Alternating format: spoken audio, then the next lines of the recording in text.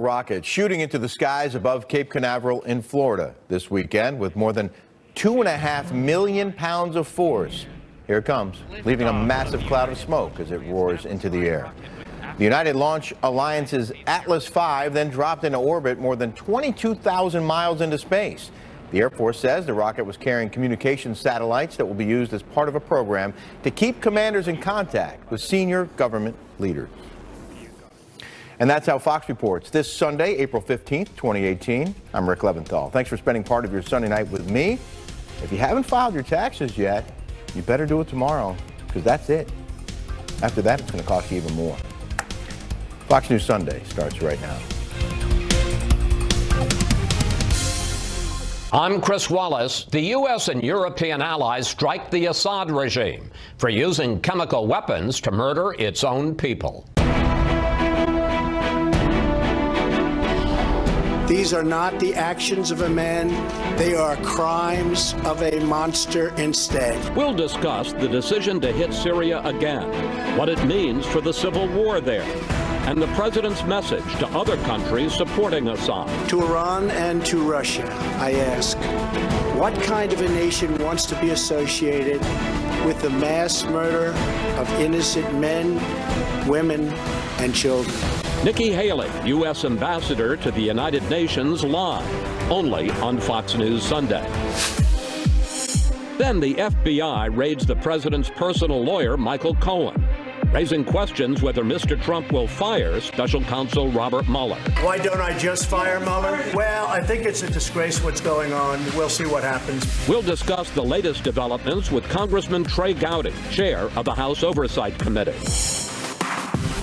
Plus, former FBI Director James Comey's new book lashes out at President Trump, and the White House responds. The intelligence community does intelligence, the White House does PR and spin. Comey will be forever known as a disgraced partisan hack that broke his sacred trust with the President of the United States. We'll ask our Sunday panel if there are bombshells in the new book or just a political food fight. All right now on Fox News Sunday. And hello again from Fox News in Washington. The strikes on Syria by the U.S., France, and Britain are a show of Western resolve meant to punish Bashar al-Assad for his latest chemical weapons attack on his own people. The Pentagon describes the strikes on 3 targets as precise, overwhelming, and effective. But what happens if Assad uses chemical weapons again?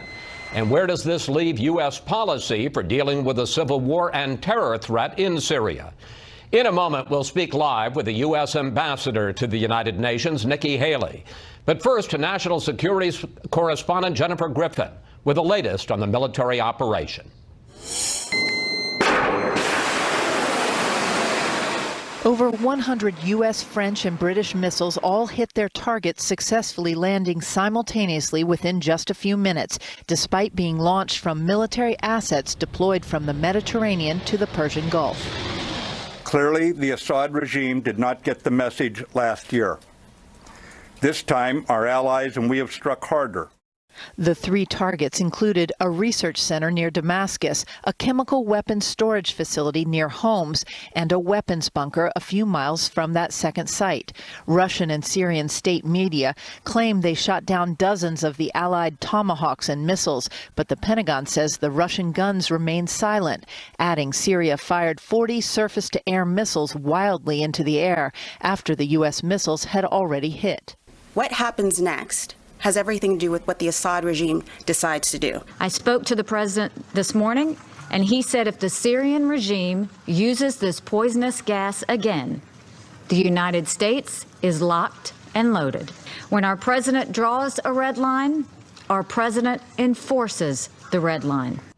U.S. intelligence has only concluded at this time that chlorine was used in the most recent chemical attack. They suspect sarin, but don't have the proof yet, leaving many to wonder if use of chlorine bombs in Syria is a new red line for the U.S. and its allies and the possibility of future military actions. Chris.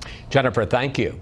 Joining us now from New York, U.S. Ambassador to the United Nations, Nikki Haley. Ambassador, I want to start with President Trump's tweet after the military action against Syria. Here it is. A perfectly executed strike last night. Could not have had a better result. Mission accomplished. A lot of people say that echoes President Bush 43's premature claim of mission accomplished back in 2003. Isn't President Trump's claim of success just as premature?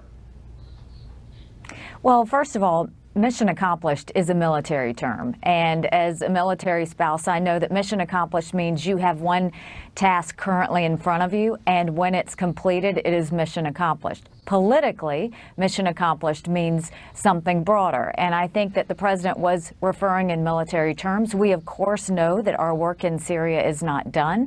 We know that it is now up to Bashar al-Assad on whether he's going to use chemical weapons again. And should he use it again, the president has made it very clear that the United States is locked and loaded and ready to go. Yeah, I want to pick up on that because obviously you have no idea how Assad is going to respond to this attack, although I suspect you think that he got the message. And to add a little bit to this confusion, President Trump and Defense Secretary Mattis sent very different signals on Friday night about the campaign. Take a look at both of them. We are prepared to sustain this response until the Syrian regime stops its use of prohibited chemical agents. Right now, this is a one-time shot.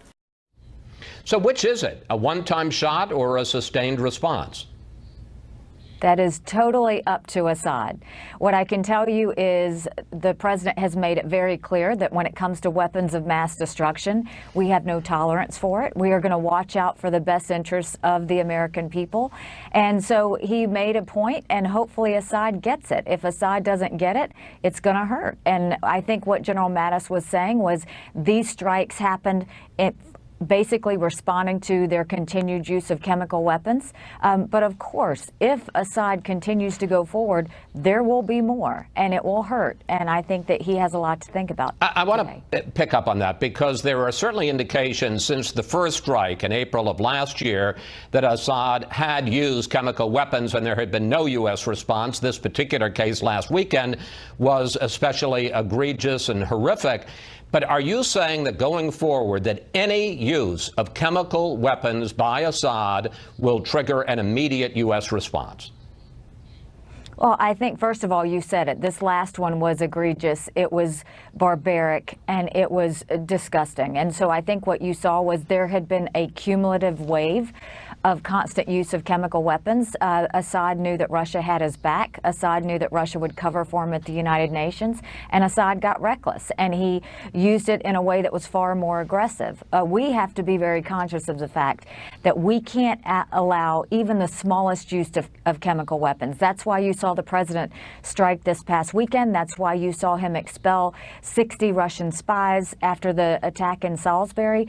This very easily could happen in the United States if we're not smart and if we're not conscious of what's happening. And so this was a message sent to Assad. We'll see how smart he is. But to press my point, if I may, are you saying that going forward there is zero tolerance, any use by Assad of chemical weapons will trigger a military response? Well, I don't think there's any way that I can answer that. I mean, we don't know what he's going to do, the level he's going to do, or anything else. I will tell you that the president's watching, and I think the national security team is ready.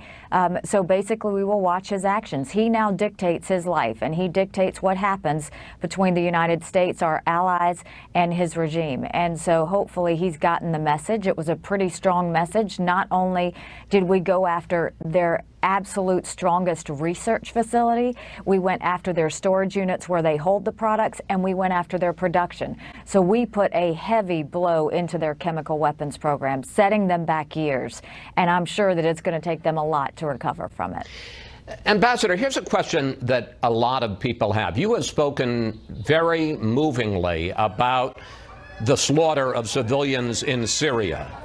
And we are seeing pictures right now of the attack in Douma. But doesn't the president's policy allow the mass murder of women and children to continue as long as it's carried out with conventional weapons and not chemical weapons? Well, I think that's just a very unfair question. In what respect are you asking that? Well, what I'm saying is that we are saying that any use of chemical weapons we're going to respond to, but we're not saying that about conventional weapons. And Assad has slaughtered hundreds of thousands of his people. Why are we drawing a distinction and saying to Assad it's okay to do it with conventional weapons, but we're going to object if you do it with chemical weapons? I don't think we've ever said it's okay, period. There is no way that any American or the president would ever say it's okay to kill women and children. I think that we have a lot of issues in the world, and I think we're trying to put out as many fires as we can. We can't control what a country does to its people. We can condemn it. We can acknowledge it. We can try and do everything at the United Nations. I think what you've seen is the president has used a lot of sanctions, whether it's been in Venezuela, whether it's been related to Syria, whether it's related to Russia and human rights. There's been a lot of things that we have done and taken action. We've never sat back and watched bad things happen. We do wait and use military force as a last response to that. But we've always acted in every way related to every incident in some form, just to let them know how much the United States condemns it. I want to ask you about U.S. actions and how we are responding, though, when it comes to the displacement and the torture of the Syrian people. I want you to look at some State Department numbers on how many refugees have come into this country over the last 3 years. In 2016, more than 15,000 Syrian refugees came into this country. Last year, 3,000. So far this year, 11. On humanitarian grounds, how do you justify that? Well, I will tell you, we have spent well over $6 billion on the Syrian conflict. I personally went to the refugee sites in both Jordan and Turkey. I spent time with refugees, whether they were in camps or whether they were out, and I talked to them about the situation at hand. I will tell you, from a humanitarian standpoint, the United States has been a massive donor to this situation. But also, when I talk to the refugees, what I talk to them about, they want to go home. And there's a mountain that they look over, and they know that it's on the other side, and they know that Syria is in shambles, and they are prepared to rebuild it. But not one of the many that I talked to ever said we want to go to America. They want to stay as close to Syria as they can, so that when, God willing, this fighting stops, and when there's finally stability and peace in that area, they want to go rejoin their family members. They want to go back to what they remember. The kids talked about where they used to play and what they used to do. The adults talked about the fact that that's where they were born, that's where they were raised. There was a real emotional string to Syria, and I think we need to be conscious of the fact that's really where they want to go.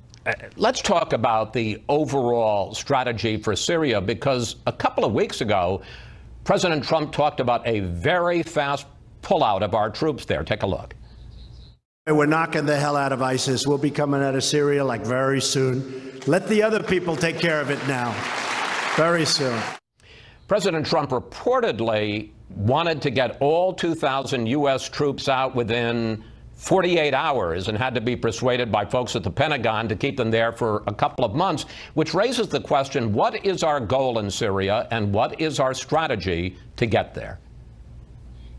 Well, I can tell you, because I was in the National Security Council meetings with the president when it came to discussing Russia, and he had three major goals that he wanted to accomplish. He, one, wanted to make sure that chemical weapons were not used, or weapons of mass destruction were not used in any way that could harm American national interest. He wanted to make sure that we defeated ISIS completely and wholly, to make sure that all of that threat was gone, because it is a threat to American national interests. And he wanted to make sure that we had good grounds to watch what Iran was doing, and they weren't making a lot of aggressive headway in terms of that, because Iran is a national threat to American interests. And so I think that, no, he never thought he'd get out in 48 hours. Yes, it is all of our goal to see American troops come home, but we're not going to leave until we know we have accomplished those things. What he has done is talk to our allies and said they need to step up more. They need to do more.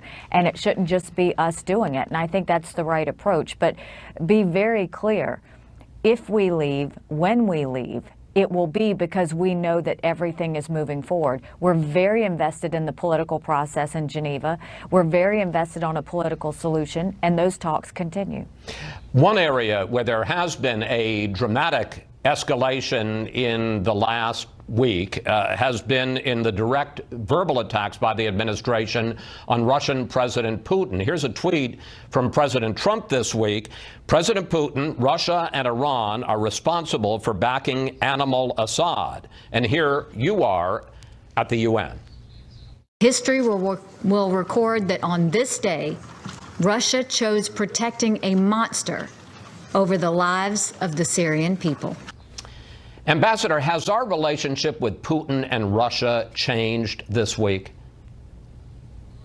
Well, I think it's been changing over time. This is a very strained time between the United States and Russia. I mean, if you look at what Russia is doing, they continue to be involved with all the wrong actors. I mean, whether it's their involvement in Ukraine, whether you look at how they're supporting Maduro in Venezuela, whether you look in Syria and their way of propping up Assad and working with Iran, that continues to be a problem. I mean, there's multiple issues that we have with Russia right now and what they're doing, whether it's the chemical weapons use in Great Britain. That was another issue. So what we're doing is we're letting Russia know this is not something that we want to be a part of. It's not something we're going to tolerate, and they've got to make a decision. Right now, they don't have very good friends, and right now the friends that they do have are causing them harm. I think they're feeling that, whether it's been with the fact that we've sanctioned just recently the Russian oligarchs, which made their stock market plummet, whether it's the fact that we gave arms to Ukraine, which makes them realize that their life is about to get harder in that region,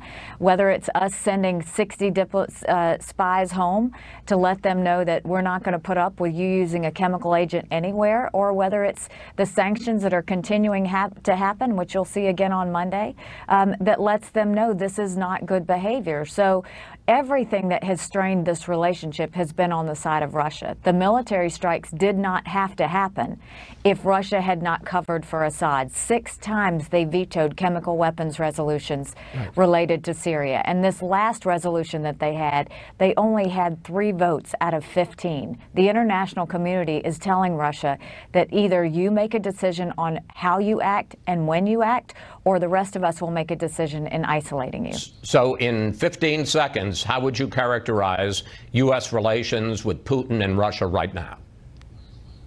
Very strained right now, but our hope is always to make sure we can get a better relationship with Russia. It's in our best national interest to do that, but we're not going to put up bad behavior to get it.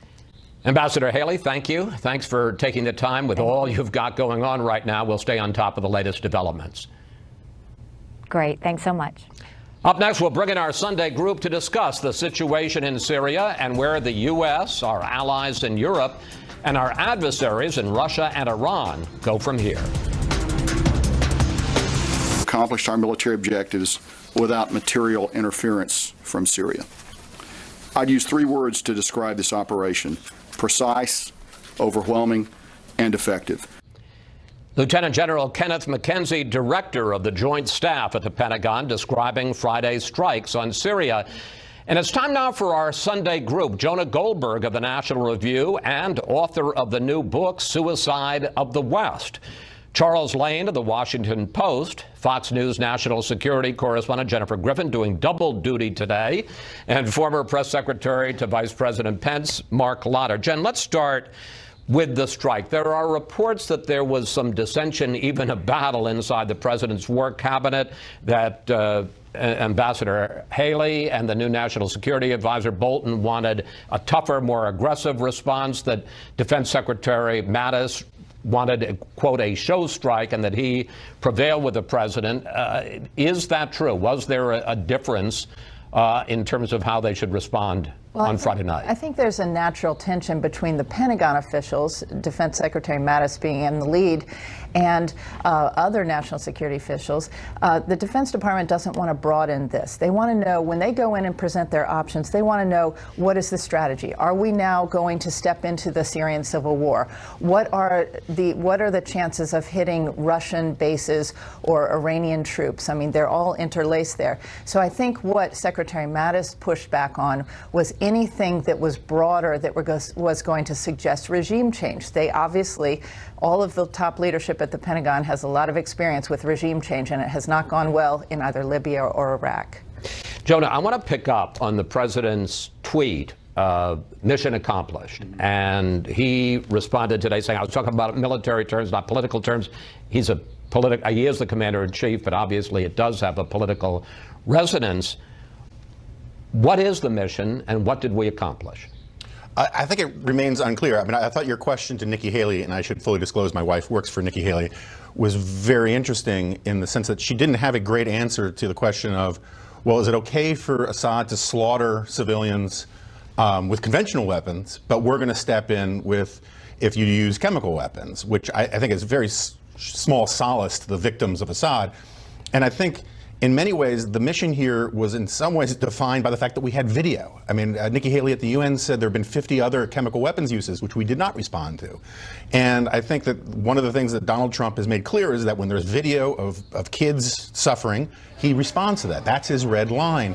I'm not sure that is a super coherent strategy going forward, because, first of all, it lets Assad continue to wipe out his domestic enemies, and it doesn't really change the status quo on the ground. No, and she did not even commit that if there were other chemical weapons attacks that the U.S. would necessarily strike. She said it depends. So it isn't even a red line when it comes to chemical weapons attacks. It comes to chemical weapons attacks that have video attached to them. You know, I think that might be the case. All right, here's what President Trump said announcing the attack on Friday night. The evil and the despicable attack left mothers and fathers, infants and children thrashing in pain and gasping for air. These are not the actions of a man. They are crimes of a monster instead. But I want to pick up on this discussion that I had with the ambassador, and I just had with Jonah. The president seems to be saying, one, that if it's conventional weapons, it's okay, we're going to accept it. Maybe not it's okay, but we're not going to do anything about it. If it's chemical weapons, we will. And to further slice the meat, it depends on how bad a chemical weapons attack.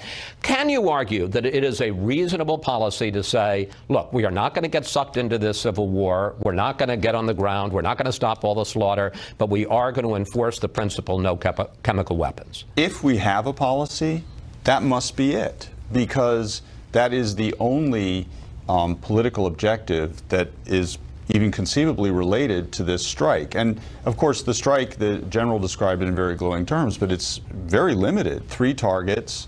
They made sure the Russians were safely out of the way before they engaged in it. So it was a, you know, I guess if we used to use that term pinprick strike, maybe it's a little more than that, but it's not some kind of overwhelming attack.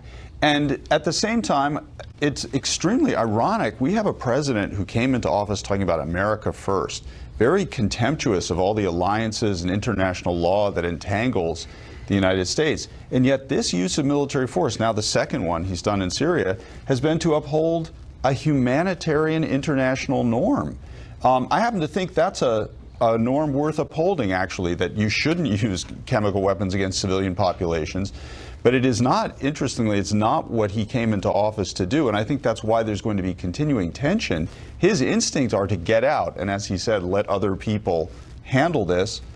But he has now committed to this minimal objective in Syria, which is whatever else happens, you're not going to do it with chemical weapons. So, Mark, you have heard criticism of the president's actions, his tweets, his strategy. As the former top advisor to Vice President Pence, your response? I think the one thing we need to note is that this is a different attack than what we saw last year. This last year was mostly focused on the delivery and the methods used to deliver the weapons. This time, they took the additional step by reducing Syria's ability to produce the weapons, and so it was a targeted response to degrade their ability to use these weapons in the future, and not just how they delivered them like they did last year. So I think it was a furthering of reducing the likelihood that we're going to see attacks like this in the future. There will be residuals. We can't guarantee that they won't have any left, but this definitely degrades that capability. What do you think of the criticism of the lack of a strategy and the idea that it's okay? okay is the wrong word, I'm going to stop saying it, that we will turn a blind eye to the slaughter of hundreds of thousands, maybe 500,000 civilians, unless it's chemical weapons and unless there's video of it that the president sees. I think that's where you do find that broader issue there in terms of, are we going to get drawn into a civil war? Are we going to get into regime change, nation building, which is what this president has firmly said we are not going to do. He's drawn a red line on the use of chemical weapons. He has now acted twice because of that. But it's a much different story when you're going to have to go in and try to, also confront Russia, also confront Iran and what they are doing to support that regime. And I don't think that is a line that the president is willing to commit to. But we do have to take steps in minimizing the use of these weapons. We've done it with North Korea. We've done it with Russia. We've sanctioned. We will continue to do sanctions on Syria. And I think that's where the president's leadership is, that we are going to respond. And in this case, we had allies with us. Jennifer. I think there are 2 points. Lieutenant General McKenzie did say that these 3 spots that were hit does not prevent Assad from firing chemical weapons in the future. There are more spots that they chose not to hit because of the fear of civilian casualties. I think what we have to look at is that the OPCW, those are the inspectors and what Syria signed on to. Organization for the Prohibition of Chemical Weapons, which is supposedly on the ground right now in Duma. They're on the ground right now. But what Syria signed on to in 2013 when they were supposed to give up their chemical weapons did not include chlorine. So the question now for the president is the use of chlorine bombs in the future. Is that the red line? And is the U.S. and its allies required to respond militarily if he uses chlorine bombs? John? Yeah, just to switch gears slightly, I do think John Bolton's position is one that we need to give some credence to, or not credence to, at least acknowledge, insofar as there's, John Bolton's not a neocon. He's not for nation building and democracy spreading, but he is America Firster, but an interventionist America Firster. And he sees, I believe, the Syrian civil war as a way to bleed Russia resources, a way to bleed Iran's resources, a way to diminish their role in the region. And I think that's one of the reasons why he was more eager to get involved in this, as a way to sort of push back on Iran. Yeah, but how do we bleed Russia's resources, Iran's resources, without bleeding our own, which we have seen in Afghanistan and Iraq? That's the pickle. Really? Okay. I think it's by having limited strikes, and that is why Secretary Mattis pushed for such limited, targeted strikes. Yeah, but couldn't you argue that this morning, as Putin wakes up at the Kremlin, as Khamenei wakes up in Tehran, as Assad wakes up in Damascus, they all think, oh, that wasn't so bad. They didn't pay a price. No, from that point of view, Russia and Iran did not pay a price. But I think what it did was it set a line that the U.S. will not get involved in the civil war, but there are certain red lines. All right, we have to take a break here. We'll see you all a little later. When we come back, President Trump has other pressing business to deal with: the criminal investigation of his personal lawyer, the Russia probe, and former FBI Director James Comey's new book. Republican Congressman Trey Gowdy joins us to break it all down. Next.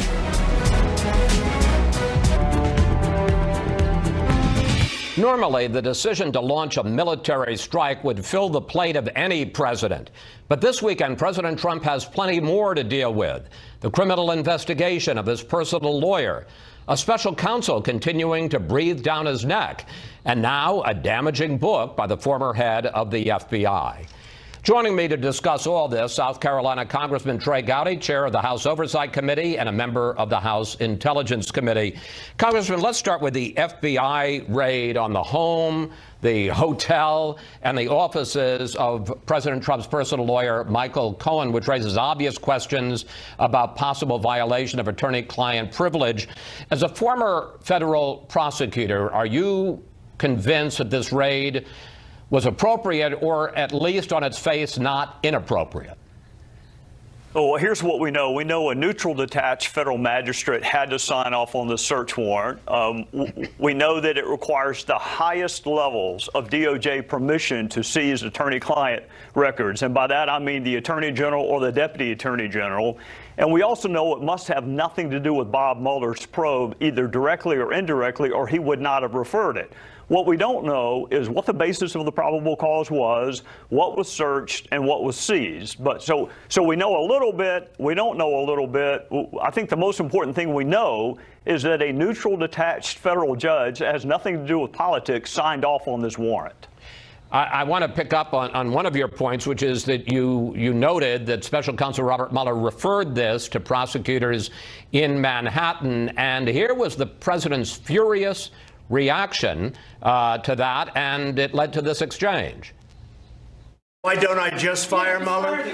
Well, I think it's a disgrace what's going on. We'll see what happens, but I think it's really a sad situation when you look at what happened. And many people have said you should fire him.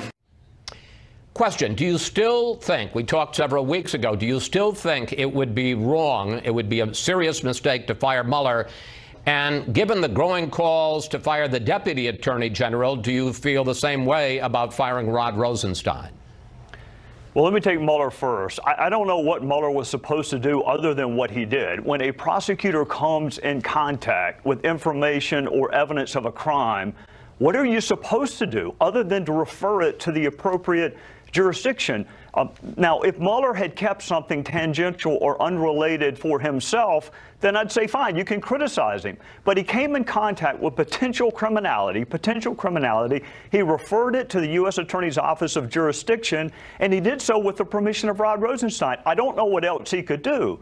As for Rod Rosenstein, I don't see a basis for firing him in his handling of this probe. Now, he's the one who drafted that original jurisdiction for Mueller. So if you think it's too broad, you got to direct your criticism towards Rosenstein and not to Mueller. If you're upset with Rosenstein because he's slow-walking document production to Congress, take that up with him. But how this is Mueller's fault, it just defies logic to me, Chris. Yeah, but here's the point, and Steve Bannon, the president's former and apparently exiled advisor, has suggested this. If you fire Rosenstein and you put a new guy in there as the Deputy Attorney General to oversee the Mueller investigation, then you don't have to fire Mueller, but you can restrict him. Are you concerned about that?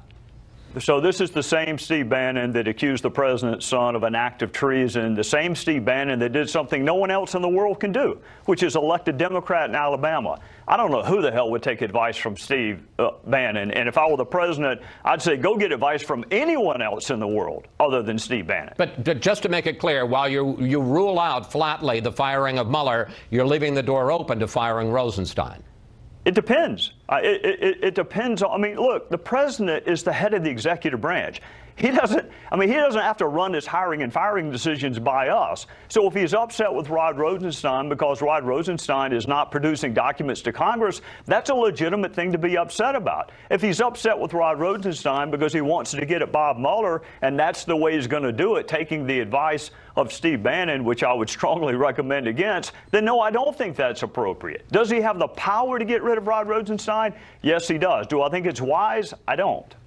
In the midst of all this week, the president pardoned Scooter Libby. He, of course, is the former Dick Cheney aide who was convicted of lying to the FBI in the outing of Valerie Plame as a CIA undercover officer case.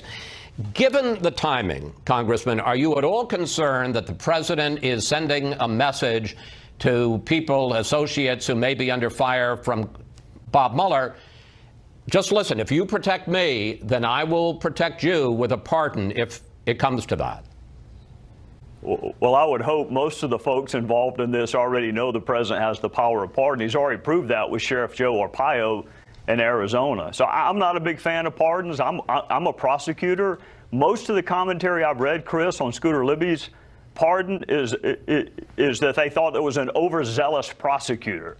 Okay, there's a way to deal with that. Don't hire overzealous prosecutors. But he was convicted, if memory serves me correctly, of a false statement and obstruction of justice. Those are things that you want to dissuade people from doing all the time. I think everyone knows the president has pardon power, so I don't know if he needs to send this signal, except they're really slow-witted people.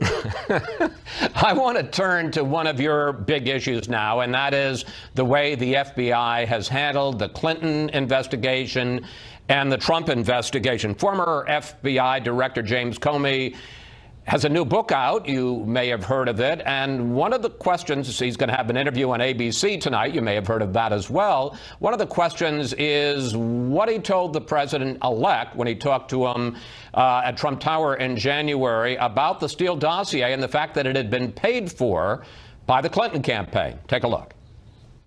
No. I didn't even think I used the term Steele dossier. I just talked about additional material. But did he have a right to know that? That had been financed by his political opponents? I don't know the answer to that. It wasn't necessary for my goal, which was to alert him that we had this information. Congressman, what do you think of Comey's answer, and what do you think of Comey's book? Well, as for the book, Chris, I'm disappointed. I hold prosecutors and law enforcement officials to a higher standard. So I think the book is sad. Let's don't kid ourselves. Jim Comey now complains that President Trump is untethered from the truth. He'd still be the FBI director if he had his way. So all of the complaints he had about President Trump, he was willing to put those aside so he could keep his job. The reason he wrote his book is because he got fired. Not because he thinks President Trump is untethered from the truth, not because President Trump's ties are too long, not because he thinks he wears tanning bed goggles. It's because he got fired.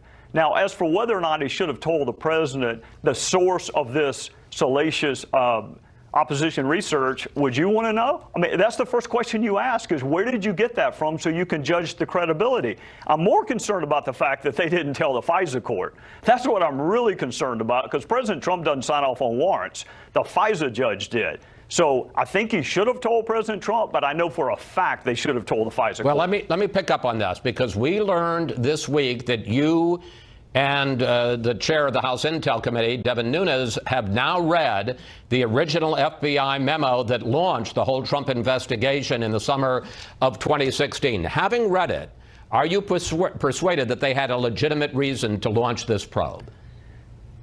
I've always been persuaded. I didn't have to read the initiating document. I mean, you've got George Papadopoulos, you've got a meeting at Trump Tower, you've got an email from Cambridge Analytica. You've got reasons to look into what Russia did and who, with anyone, did they do it with. So this origination document is important to me, though, because it goes to the credibility of those who launched the investigation. Was it because of George Papadopoulos? Because this initiation took place months after George Papadopoulos had his little drunken conversation in a bar, or was it the dossier? So that's important to me to know, but you're going to have a Russia, someone hacked the DNC server, someone hacked John Podesta's emails, someone played games with the American people, whether or not there's a dossier. So I've never thought that discrediting the dossier did away with the Russia probe. All right. One final question. I want to switch subjects. In your role as chair of the House Oversight Committee, you wrote a letter to EPA Administrator Scott Pruitt this week seeking formal interviews with 5 of his top aides. Why and how much trouble is Pruitt in? Well, I don't know how much trouble he's in. The reason the Oversight Committee wants to know whether or not the EPA is a good steward of taxpayer money is because Congress created the EPA. We fund the EPA. So it is entirely legitimate for us to ask, are you being good stewards of the American taxpayer dollar? And it's also appropriate because we have jurisdiction over the Office of Government Ethics to look into his lease. I didn't hire him. I'm not the one contemplating promoting him or demoting him or getting rid of him. That's all for President Trump. But Congress does have a responsibility to provide oversight, and I think the responsible way to do it is gather the documents. Look, we're not having a primetime hearing. I've got. But let me just ask you, because I got 30 seconds left.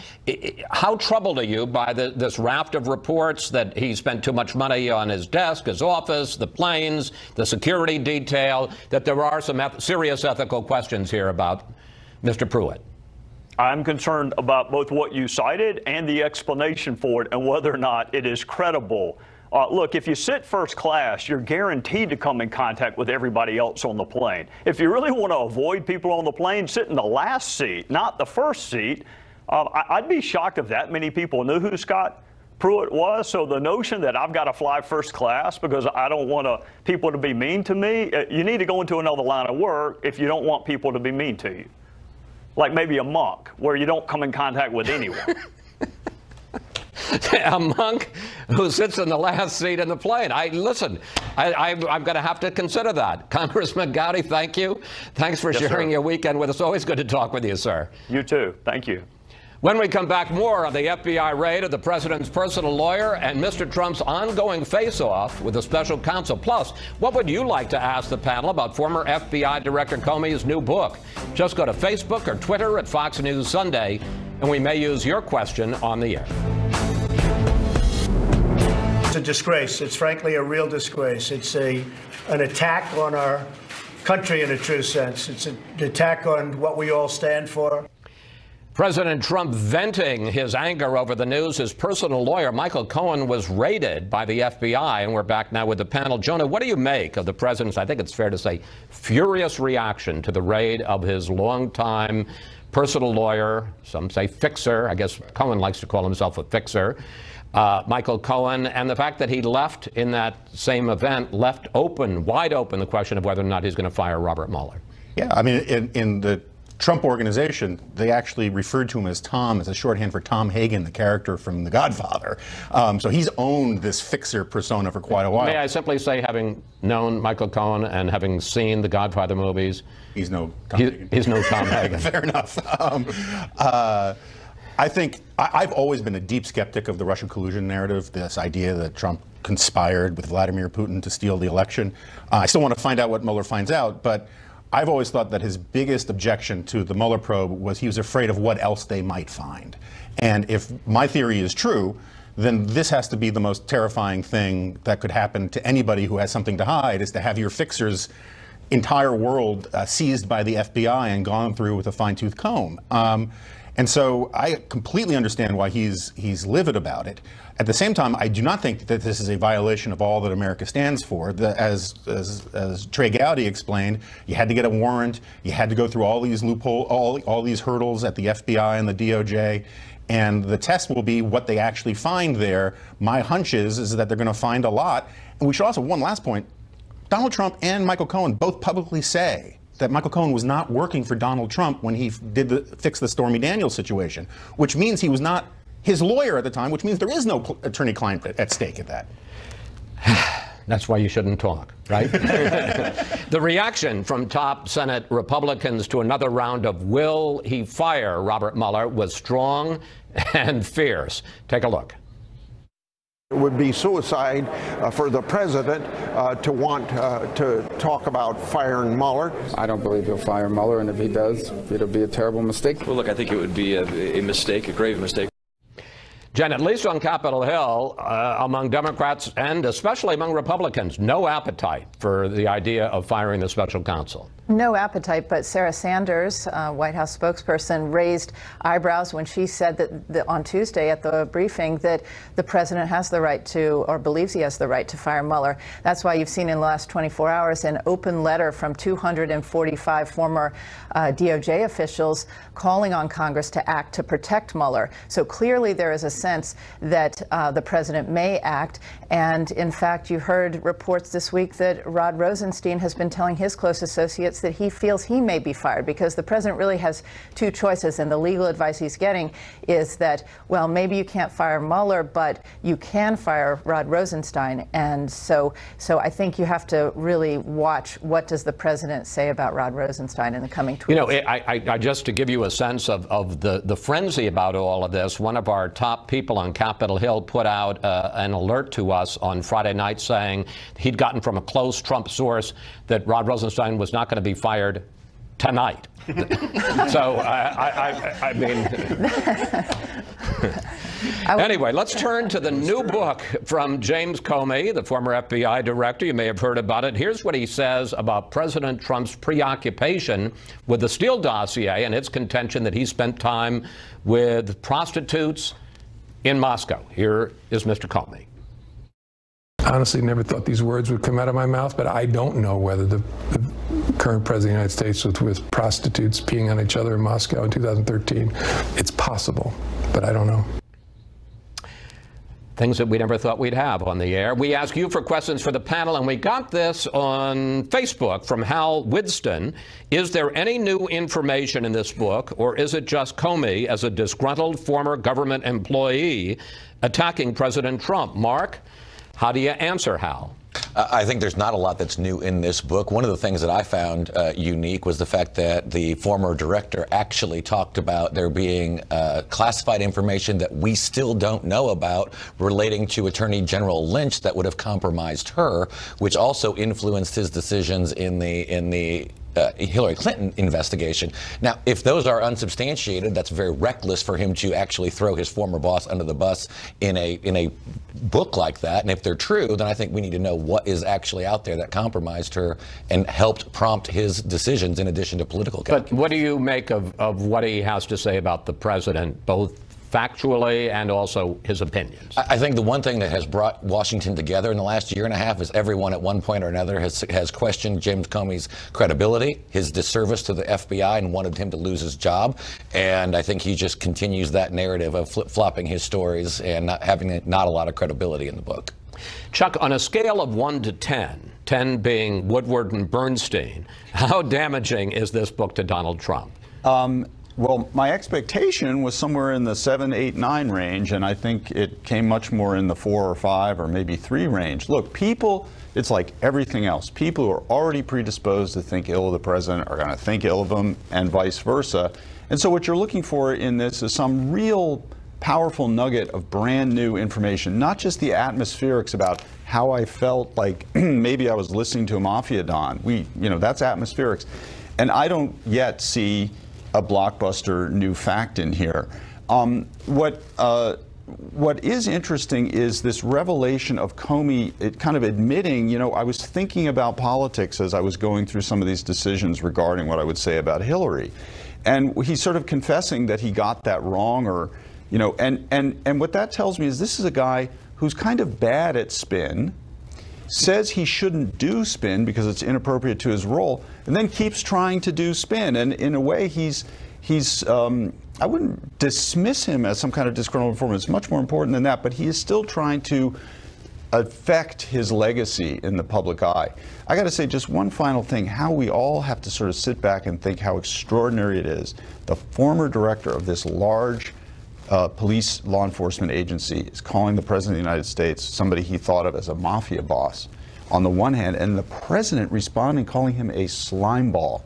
This kind of interaction between these kinds of people is just, it is really a bad show for democracy. It's totally unseemly. Jonah, your thoughts about the Comey book, both the facts and his characterizations of the president? Yeah, no, I largely agree with Chuck. I was always skeptical that he could have real blockbuster news in this because it would be outrageous for the former FBI director to sit on damning news so he could monetize it a year after he is fired. If he had anything truly damning, he has to give it to Mueller, and he can't say anything. So I expected the book to be mostly atmospherics. I do think that the problem for Comey is that he is basically trying to get down on Trump's level on the one hand while seeming above the fray on the other.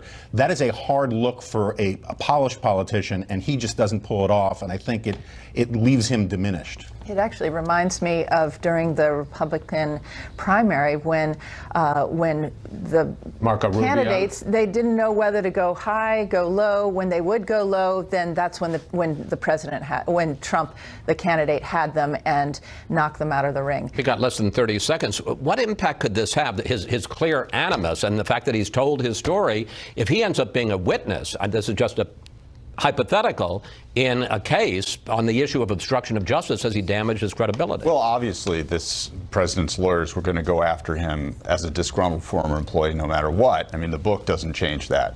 All right. Thank you, panel. See you next Sunday. And we'll be right back with a final word.